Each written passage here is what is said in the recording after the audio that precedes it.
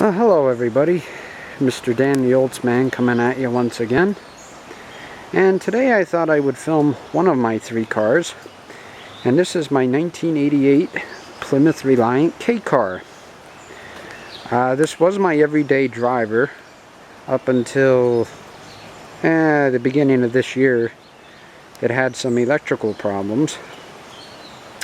But I decided to keep it.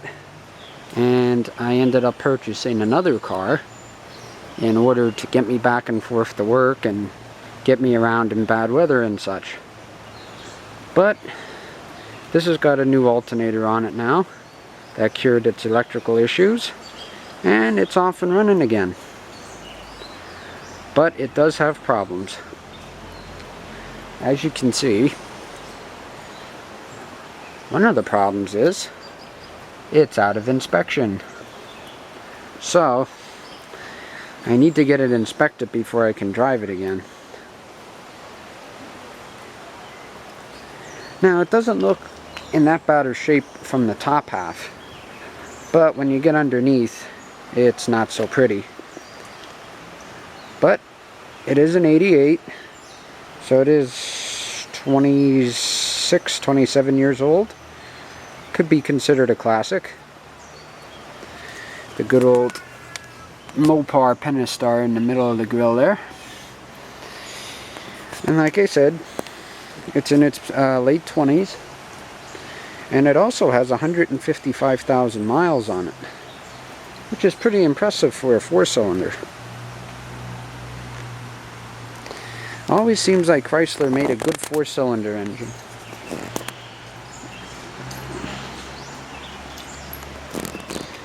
The star, headlights, passenger side,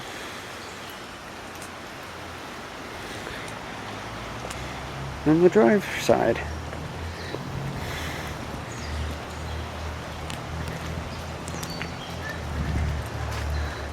So yeah, it always seems like Chrysler made a good 4-cylinder engine.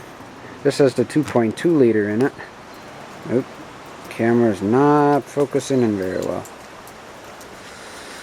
We got the Plymouth emblem over here. Pentastar in the middle. And Reliant K over here. As I said, it was having some electrical problems. I couldn't figure out what was going on with it. The voltmeter was always going crazy.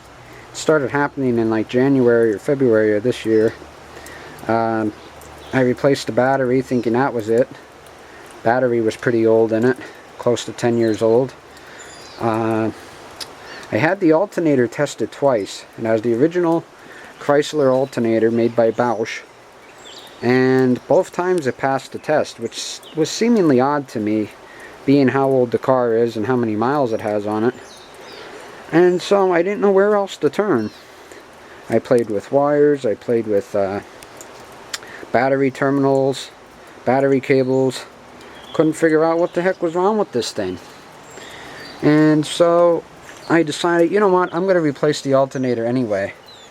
Just in case they're missing something, they're telling me it's good and it could be bad.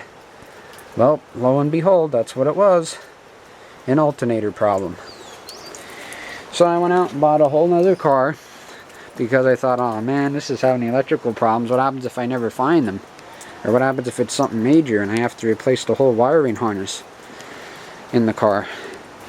And being how old it is and some of the problems it has, it really wasn't worth $500, $1,000 worth of electrical work. So, put another alternator on it for about $100 and she's off and running again. This car really don't owe me a whole lot. I've had it for 3 years. It's a beast in snow.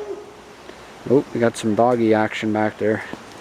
It's a beast in snow. I mean, it's real hard to get it stuck. Unless you want to be a complete idiot and drive through snow dunes or something. But I was driving through like, I don't know, a foot and a half of snow, and this thing, right through it. I think because of the first generation front wheel drive and the heavy cast iron block that the engine is made out of. So it did good.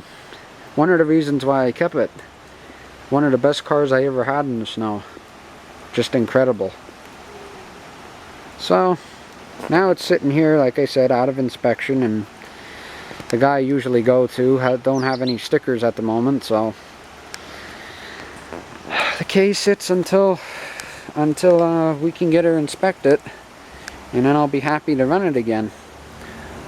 I only run it around the local area right now because the CV axles in the front are very, very wicked, shall I say.